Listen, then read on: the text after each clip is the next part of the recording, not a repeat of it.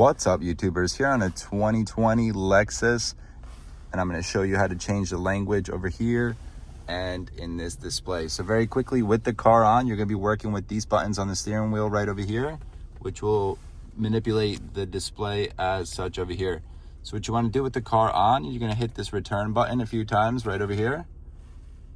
You're going to hit the return button a few times. Navigate using the left and right arrow right over here till you see the cog wheel on the top. So as you can see, I'm pressing the left till I reach the cog wheel, which looks like that. And now I'm going to be using the up and down right over here. So I'm going to go up, I'm going to scroll through this till I see metered settings. Then I'm going to press the center button right over here.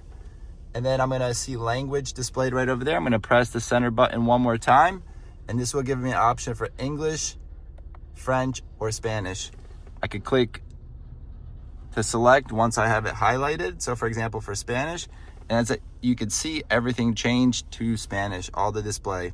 Now, if I need to change it back, again, you could just select using these buttons right over here, scroll up to the top, English, and now everything's back in English.